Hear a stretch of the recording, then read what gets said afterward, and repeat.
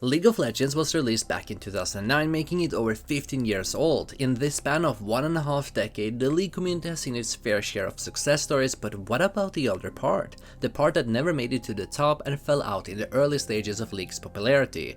With that in mind, here's a list of 5 League players that everyone forgot and cast into the abyss. Upto gained wide notoriety after he got banned for 1,000 years, gaining the longest banned account in League of Legends history, at least to my knowledge. Upto is regarded as a high elo player on the Korean server and has great skills in all roles and could gain challenger on them. He is primarily a mid laner though. In the early stages of League, Upto was regarded as the nemesis or counterpart of Faker, and even some regarded that Upto was better than Faker since he was talented in multiple roles, while Faker only played mid lane. But Upto was just the anti-Faker in almost every single possible way. Upto refused to play in a professional setting since he earned more money by elo boosting at the time, and it wasn't until in 2013 that he attempted his path to pro. This was at the OGN Winter 2013-2014 qualifier in a team named Must Study Hard. It renamed itself to Team Dark eventually. During this time though, Upto was still elo boosting. Eventually a female fan had purchased boosting from Upto and then hoped to get him in with a romantic relationship after having developed feelings for him. But Upto, like a true League player, turned her down, and to get her sweet revenge on Upto, she went to Riot Games and reported him for his boosting activities. Riot naturally took action upon this, and his main account would result in the infamous 1000-year ban, while also getting a ban from participating in OGN. Before we continue, let's have a look at today's sponsor, Toppin.gg. Playing League of Legends alone, and I mean any multiplayer game really, is perhaps the most boring thing on the planet, but with Toppin.gg you can cure your boredom. Toppin.gg is the ultimate platform to connect you with reliable teammates. Whether you're looking to find a duo to climb the ranks or just want to chill to the max, Toppin.gg got you covered. I've been using Toppin myself and it's a game changer. You can find teammates in just 30 seconds, 24/7, and Toppin gets you teamed up and ready to go with awesome hand-verified teammates only. You can even get really cheap quality coaching, and the coaching sessions I've got are so accessible and easy to digest. It's been super helpful to have someone giving me tips and feedback directly after a game in order to climb the ranks. But so can you if you use the link in the description to get 50% off your first 3 games, so head over to Toppin.gg and make this your best season yet. This 1000-year ban would last all the way until 3013 when he can play on his main account again. Moreover, he would not be permitted to play in tournaments for the next 2 years. There's also a little interesting side story here. Team Dark lost their star mid lane player Upto obviously, and they did manage to qualify through the qualifier in the end. However, as the Pandora TV Champions Winter 2014 started, Team Dark had decided to do a tribute game to honor a pro player named Cloud Templar who had recently retired. Cloud Templar decided to retire due to many factors, and he cited mainly being pressured in his gaming ability by hitting his limit, losing confidence in his abilities, and denying his own limits. Team Dark though had decided on November 23rd, which was their second match day, to make a tribute to Cloud Templar, and by doing so, they picked 5 junglers and also banned 3 champions, Gangplank, Galio, and Garen. But this is essentially because the Korean alphabet starts with G. The Score Esports, however, assumes that this might be standing for Gangalga, which basically means let's go gank, and the first initials of each of their jungle champions spelled out SAMSN, which might indicate Samsung, which literally is the enemy team's name. Long story short, this match turned out to be the fastest loss in League Pro history at the time,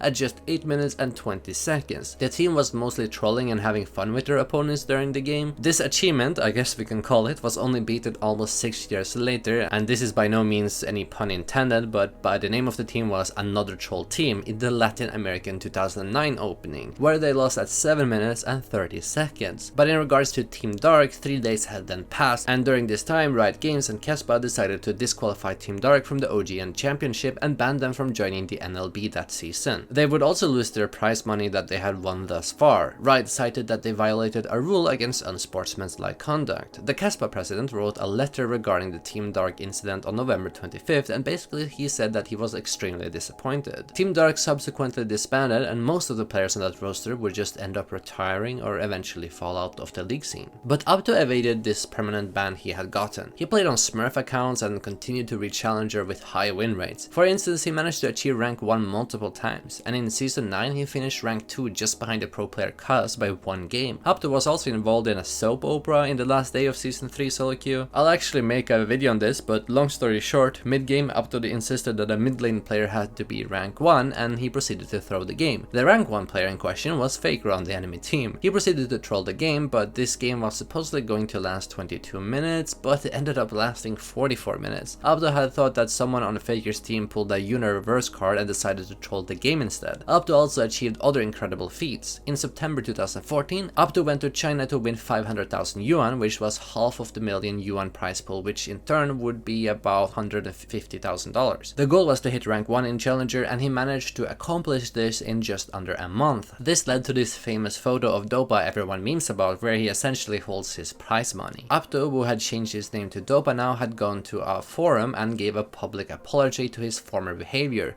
He mentioned that he wanted to apologize for boosting other people's accounts and for the verbal abuse, trolling and leaving games. I apologize to anyone who was harmed either directly or indirectly by 2 misdeeds I mentioned above. I was so happy for getting so much attention online for my gaming skills, which I acquired by chance. I wanted more attention, so I did some controversial things on stream, such as boosting, verbal abuse, leaving, trolling. When I look at my past, I must say that those were some childish and immature deeds, which makes me so ashamed. I think such words as attention seeker or online bully are the only fitting words for myself. But people weren't that happy with the apology. Some comments overlooked his apology, others thought it was a ploy for something else. Dopa was playing League of Legends in the shadows, away from Riot's eyes, and he had been borrowing his friend's accounts to play League of Legends. In fact, in November 2015, he did a livestream where he overviewed all of the accounts he had played on until now. He wanted to get unbanned so badly that he offered to donate $100,000 to Riot Games if they unbanned him, but no such deal was ever made, and as such Dopa moved on, and he moved from streaming on Africa TV to Chinese websites like Douyu, while having previous stream experience on YYTV and Huaya Live. Now this move was partly due to him having no restriction or punishment from playing on Chinese League servers, which were just as skillfully good to play on as the Korean server. Dopa continued to stream and had over time managed to always hit rank 1 on every season except for season 11, which would be a bit of a turning point. This was the first time he went on a season without hitting rank 1 for the first time since season 3. Eventually he also moved over to Twitch from Douyu. It wasn't until in 2023 that he had to participate in his military service, as there is a compulsory service in South Korea which lasts for almost 2 years depending on the military branch you're in. Dopa made his final temporary farewell stream by streaming him going to the military, and we won't be seeing him back until 2025.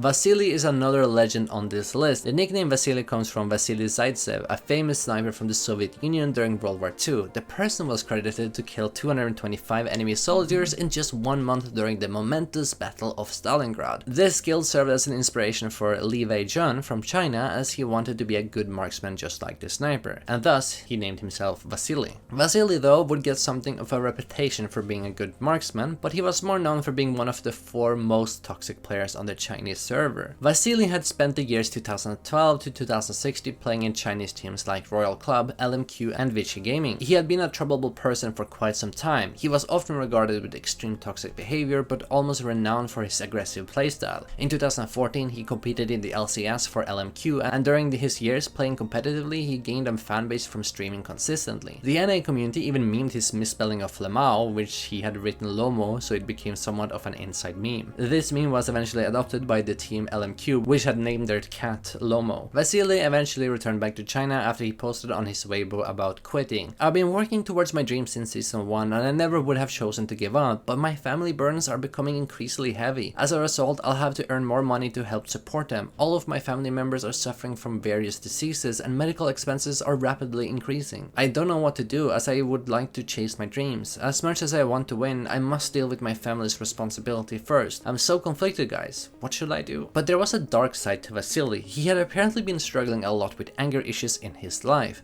The former teammate Ackerman, or now named Godlike, talked about his experience regarding Vasilii. Vasilii is the kind of guy who had a huge body but a simplistic mind. He was really easy to get emotional with something. Apparently he was also regarded as one of the 4 most toxic players in the Chinese server because of his famous death threats to another player during a ranked game. Vasilii had once destroyed LMQ's gaming house in the morning with his bare hands. He actually broke some walls and smashed several keyboards and doors. He hurt his own hands because of that, and the reason is something Ackerman did not want to expose. Vasilii, for example, had gone to Twitter to express his remorse for his toxic actions in solo queue, and during a LSPL match against LD, Vasilii straight out rage quit right before losing his tier 2 tower. He used his flash and heal and proceeded to not move, and at 54 seconds into this clip you can hear him smashing some equipment while everyone is looking at him. 这比较尴尬。 Even Sheng Yi showed us on Twitter what Vasilii had done one particular day in 2016. 2017 would be a serious year for Vasilii. He was still playing in China, and during late 2017 he was playing for a newbie. Kelsey Moser wrote an article about Vasilii. The article discusses the events that Vasilii had spoke out on Weibo, Chinese Twitter basically, to explain why he was performing poorly. According to Vasilii, the biggest obstacle hurting his performance was because of sex. I have no idea of how much pussy he was drowning in, but apparently he mentioned how he was benched out on his own request because of a cold, but having sex since then has hurt his performance. He naturally said on his Weibo that he was working to correct the situation so that the team can improve, and he has already adjusted to abstinence. Chinese esports had already considered him to be a controversial figure, as he had another equipment destruction incident with Vichy Gaming and his LSPL team in gaming,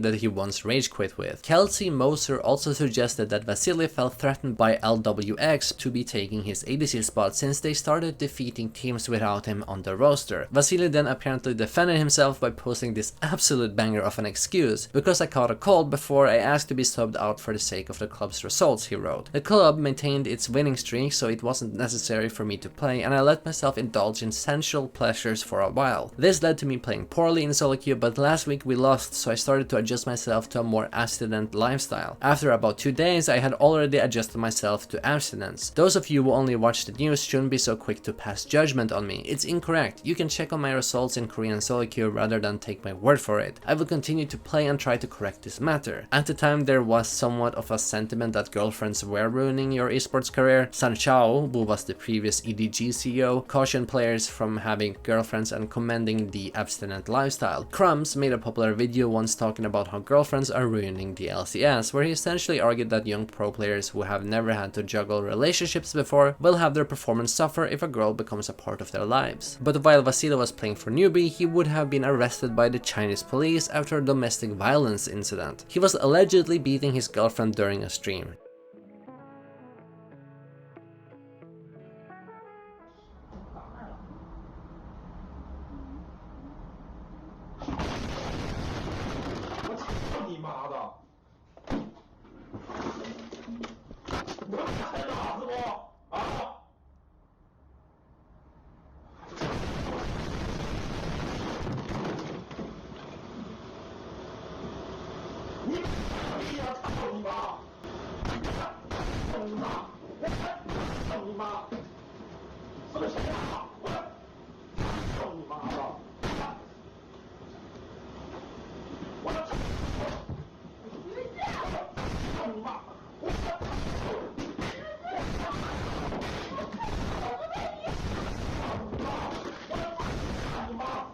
Newbie subsequently dropped him, and Riot banned him from all Riot-sanctioned tournaments for 20 months, allowing him to play in January 2020. Riot also decided to change the global penalty index and now would be able to hand out indefinite bans. The current limitations of 10 months would be appropriate for cases such as actual domestic abuse, which would warrant an indefinite suspension. Effective immediately, we are adjusting the maximum suspension time for extreme misconduct to indefinite. The interesting part about this is that apparently his girlfriend had essentially said that he didn't actually beat her on her Weibo account. What happened yesterday was just like what you saw in the video. He was very emotional and smashed everything around him that could be smashed and said some bad words. I was very scared and didn't expect him to be like this suddenly. He didn't fight with me like in the video. I was afraid that he would do something bad to me, so I sent a message to my friends on WeChat to call the police. I wanted to protect myself. I just wanted to leave the place as soon as possible. I was very scared. I didn't understand why it happened. When the police came, he was still live streaming and blaming me. I was angry and sad at the time, and I just wanted the police uncle to take him away. But as a party involved, after I read these messages and his punishment, I felt it was necessary to explain in detail what happened. Even though we are no longer together, I don't want him to end up like this. I hope he's fine. She would go on to imply that he's had a rough upbringing. His upbringing has caused him to have personality issues, but human nature still prevents him from hitting a woman. Vasilii eventually got released from police custody and focused on rather streaming full-time, as he clearly had enjoyed it. He streamed on Douyu, which is a Chinese platform, until January January 2018 when Douyu banned Vasilii's account and also asked the Chinese authorities to have him permanently barred from streaming online altogether. The reason why Douyu took such a harsh stance against him is because the supposed beating incident still aroused negative emotions among the fellow netizens on the platform. Douyu supposedly had warned and educated them many times regarding this incident, but negative public opinion and speech still spread on the platform, causing these adverse actions. Since Vasilii had a passion for streaming, he continued looking for avenues to do so and began streaming on YY a few days later, but this account also got banned in just 2 days. Vasilii found the whole situation hopeless, and reportedly he said that, "I was also tricked by that old bitch. I am also a victim. Others took advantage of my public opinion to bully me. I don't really want to get involved in this mess. I think it's too tiring." Vasilii eventually just fizzled out of the League of Legends pro scene entirely. He went on to stream other games like PUBG and Valorant, and the stream would now be on Twitch, where he resides now. His last stream was in 2023, and he's just living his life. He even had something stolen from him and asked his Weibo following what he should do, since where he lives doesn't have any CCTV cameras. Vasilii lived as a legend and is now but a faint memory. Hey guys, we are from Wildcard, and they have told you before, being underdog doesn't mean being a loser. That's all.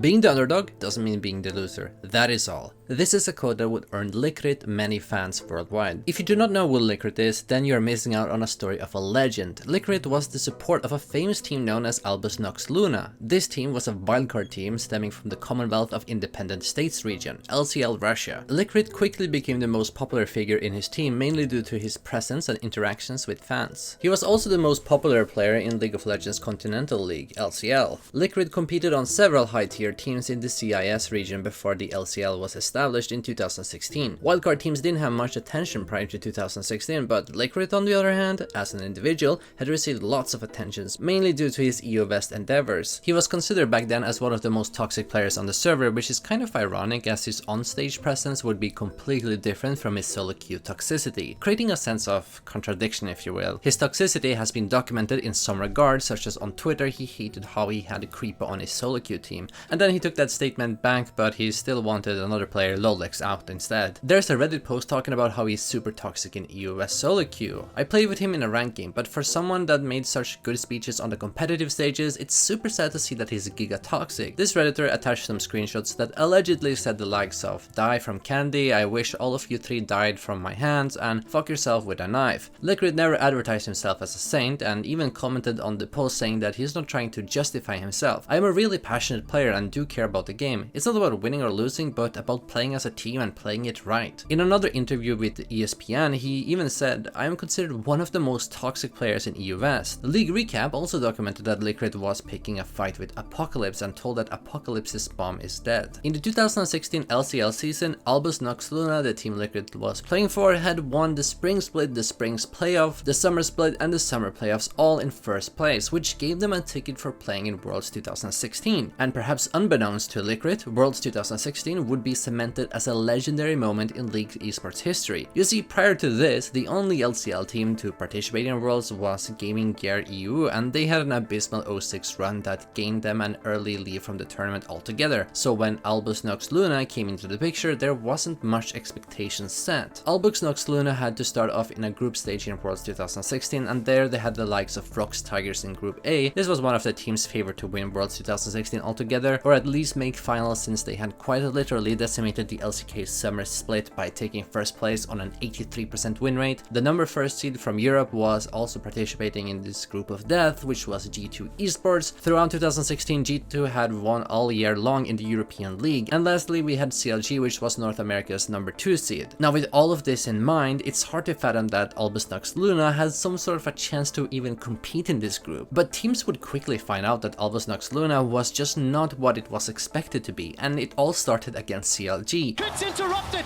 The rest of Albus Nox, they're looking at the Nexus. They've taken down the turret. They've taken down another. And for the second time at Worlds, a wildcard team has taken down another North American team. After winning in a close game versus CLG, ANX was on the second place seed of the group, while G2 was suffering 0-2 at last place. And somehow CLG managed to also win against ROX Tigers, and at the same days G2 was losing another game, this time to ANX. This was all a mess you could say, as Group A essentially was facing a three-way tiebreaker with every team being 2-1 except for G2 Esports. The following games, ROX Tigers would play versus G2 and naturally won, which cemented G2's exit of Worlds. But ANX was facing CLG, which would decide who will continue and will be leaving to the airport. And facing against all odds, ANX managed to get another dub against CLG in Group A. Likkrit was also interviewed during Worlds, and he talked about how these teams can't underestimate Albus Nox Luna. You don't underestimate Russians, guys. You need to prepare to play versus us. Otherwise, you will lose. No matter if you're seed 1 from EU or seed 2 from NA. We're a big deal now.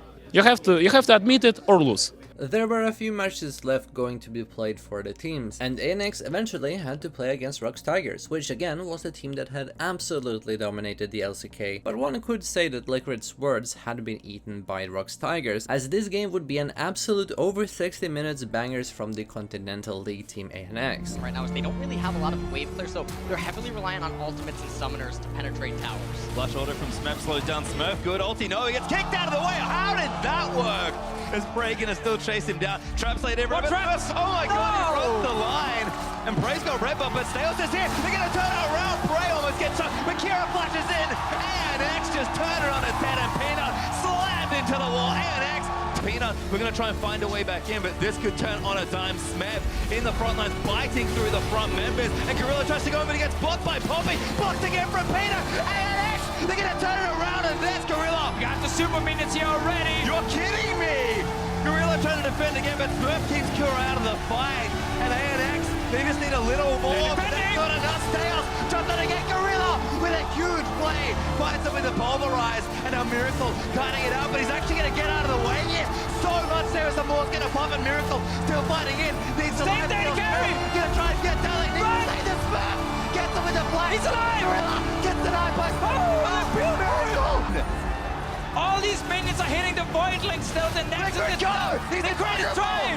He's gonna get it! They did it! Oh my god, they did it! ANX just took down the ROX Tigers. Let that sink in. Albus Nox Luna just took down the ROX Tigers and are challenging them for the #1 spot in Group A.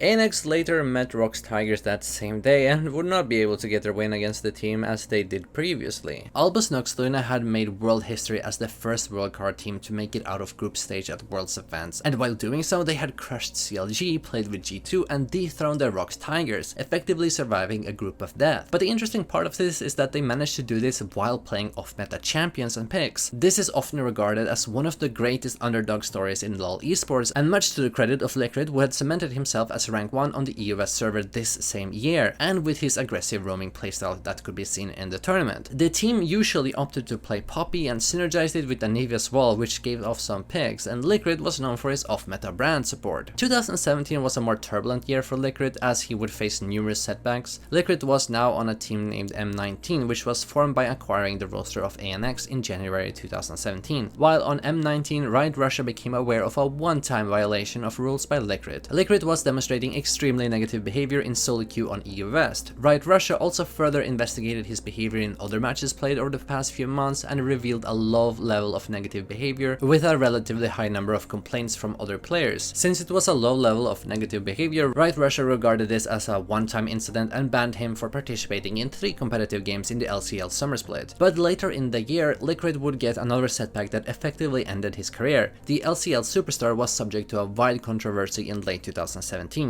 The Russian news site cybersport.ru complained that Likkrit had wished the CIS region should just die and that all the good players should just leave the region. Riot saw this as a defamatory statement, and Riot issued a 6-month ban from competitive play, and after this statement, Likkrit announced his retirement from professional league. Fans were shocked about this turn of events and decided to attempt to find some sort of evidence that could make him win his case. The reason why Likkrit criticized the CIS region was highlighted in a video uploaded with subtitles. He went on to talk about corruption and lack of payments made to players.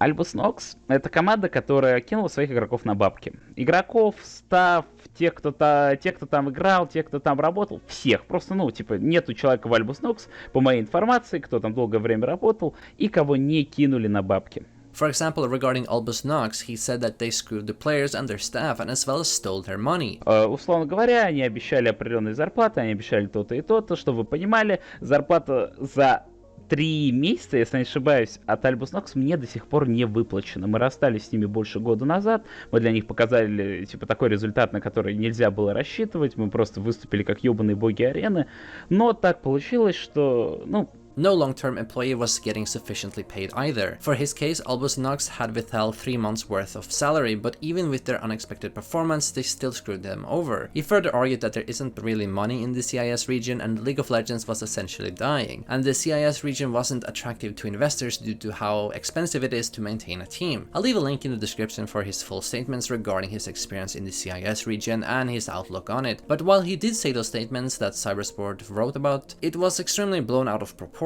which most of the league community agreed with and did not warrant a 6-month suspension. Likkrit talked with Esports about his suspension later and said that the punishment was unjust, and he blamed Riot for a combination of power abuse and taking his quotes out of context. On his VK page, Likkrit said that the cost of answering questions regarding inside information was him quitting League of Legends. There isn't much to the story of Likkrit after this. He was the co-owner on another CIS team named Crowd in 2019, and he would take the position as a team strategic director. He said that a year ago I left esports but continued to watch. Now the time has come when it would be nice to somehow take part in the process. The esports nowadays has a high investment attractiveness, and the Crowd team turned out to be the closest to me in the way they work with players and in their view on esports in general. But eventually the US government would get involved with Likkrit. As you may know, Russia announced their intention of a special military operation in Ukraine, and the United States government had since issued sanctions on Russian nationals. And on April 20th, one of them was announced to be Likkrit. News says that the reason why the US sanctions an esports player is because Likkrit is the son of Konstantin Malofev, who is a businessman and owner of the media group Tsargrad. Effectively, this group supports both the Russian president and the Russian Orthodox Christianity. The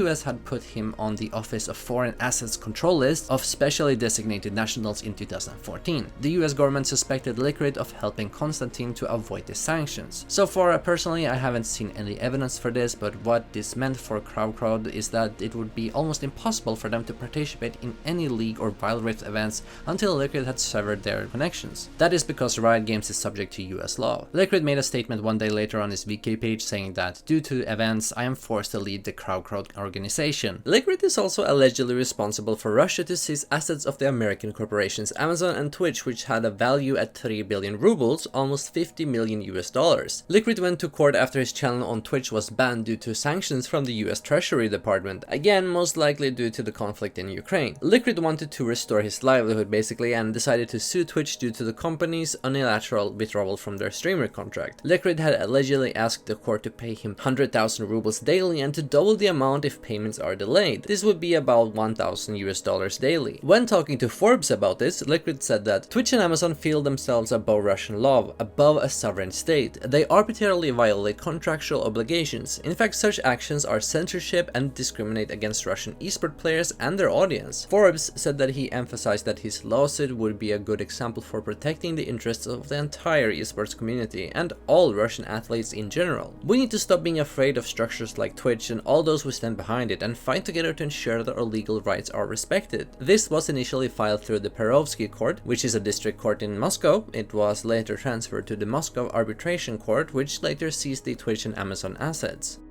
Oh, and Albus Nox Luna ended up losing to H2K though in the Worlds, which interestingly enough had a member on their roster which is also on our list, Forgiven, or as Likkrit would call him, God-given. He's the best or second best ADC. Forgiven shares a similar story to Dopa in some regards. He was considered to be among one of the best Western ADC players in League's history according to ESPN, and also considered to be one of the game's most mechanically skilled players by the Daily Dot. But with skill usually comes toxicity, and this is very true true for Forgiven. He's had a track record of toxicity, and his journey in League of Legends already started off on the wrong foot. Forgiven's competitive career can be traced all the way back to Season 2 when he joined Wannabes. He mainly just played in minor tournaments and gained competitive experience for this season. In Season 3, however, he managed to join the Copenhagen Wolves, replacing Reckless. He had a successful run with Copenhagen Wolves, winning high prestige cups and tournaments in Season 3, and into 2014 the team managed to keep their form even in the LCS Spring promotion, where they ended up qualifying. In the LCS, they managed to qualify for the playoffs as well, but just before the playoffs were supposed to start, Riot had announced that Forgiven violated the LCS rule set by engaging in poor behavior. Riot stated that he engaged in in-game harassment, verbal abuse, and general in-game toxicity, and he was fined $1,000 for it. LCS officials had given him multiple warnings, and despite acknowledging his behavior, he made no steps to improve. Riot even said that he received consistently more reports than any other LCS professional player, and also has one of the highest harassment scores in the history of the LCS. Copenhagen Wolves didn't have much success in the playoffs, and they had to fight for their LCS status in the summer's promotion, which Forgiven helped them with. Towards 2015, Forgiven was rumored to join SK Gaming, which was one of the best teams in the LCS at the time. We're going to pretend that you're the new AD carry of SK Gaming, and you're going to say, yes, and I am, and then you're going to pretend, only pretend, it's all imaginary, for the rest of the show as if you were the AD carry of SK Gaming. SK Gaming with Forgiven was holding the first place LCS slot throughout the end of the spring split, and thus qualified for the playoffs. Forgiven was also given the MVP of the split title. This team did end up being eliminated in the semifinals though, and Forgiven was set to join Gambit Gaming for the summer split. This is where issues started to arise. After a rocky early start to the season, going 0-4 in the first 2 weeks, Gambit managed to get to 5th place after 8 weeks. But towards the end of the last week of the split, Riot had hit their hammer of justice again and gave Forgiven a 4-game long ban from Riot as a result of toxic behavior in solo queue. Forgiven left Gambit and then had his 2016 run with H2K. The looming threat of Greek military service was coming about, which led to this heartfelt message from Forgiven. I mean, I think I have to say it. Today I woke up and I got a letter from the Greek army that I have to go to my army duty in March. So this means that I maybe lose the normal season again and the playoffs and the summer split because it's a 9-month duration. So my mind wasn't in the game. I'm sorry if I speak like that. It's just it's super hard because it's again the second time that people take it away from me. People just saw how passionate Forgiven was, albeit his toxic nature. Some members of the League community came together and actually made an attempt to help him continue play, such as this one signature campaign. He gained a temporary deferment in the end and would continue his H2K run. This can be attributed as one of the most successful runs, as H2K would go as far as to the semifinals of the world stage. There's countless stories of Forgiven and his toxic passion for League of Legends, most documented by Thorin, where he even made a compilation videos about stories of Forgiven. The likes of Jankos, Perks, and other teammates stated that they don't wish to have him as a teammate again merely because of his explosive behavior, to put it mildly. Such as this one time where Svenskern said that Forgiven made everyone on SK cry within a week. The temporary deferment actually lasted for some time, and I'm not quite sure for how long. After being with H2K, he played throughout 2017 in the Greek League mainly, and then played with Origin in the European Masters in 2018. After this, he would supposedly go to the Greek military to serve there. Fast forward to 2019, Forgiven had finished his military service after 9 months and was open to offers, but this one star player just remained unsigned throughout the remainder of the 2019 season. There were rumors of course, but nothing ended up being signed. When the 2020 season came around, Forgiven was given a chance by FC Schalke, which became a much hyper return to the LCS after being away for 4 years. But this season was disastrous for Forgiven. His toxic behavior would take control after the team had lost their first 6 games of the spring split. Just before week 4 began, Schalke announced that Inax, which was on the academy team, would be subbing into the LEC team. With this announcement, Forgiven went to social media and tweeted a statement that became much controversial. In my 7 years of LoL career, I always played to win and be competitive. As of now at least, current roster doesn't fit this principle. Schalke is unable or unwilling to make changes to fit that goal, so we mutually agreed that I step down until and if they are willing to do so. Now the weird side quest story of this story is that Schalke in the summer split managed to reach the playoffs after going 8 wins and 10 losses. This was a 7-game win streak from a 1-10 position, situation and almost made an incredible story if they managed to get a Worlds qualification. Forgiven ended up spending the majority of 2021 to nowadays just streaming in his own bubble, mainly for the Greek community, and the old-timers will still fancy him, but his toxicity still thrives. There are traces of Twitter posts that call him out on his behavior, such as this one incident with Tent LOL, or when he called out Magic Felix on his stream. Magic Felix, you are playing the game for 15 years. Stop playing it. Consider your life. Μαλάκα θα το κάνω, να το βρίσκω αυτό το πουτάνας η ώρα, μαλάκα. Δεν τον αντέχω, το βλέπω. The only question that remains, will he ever be forgiven?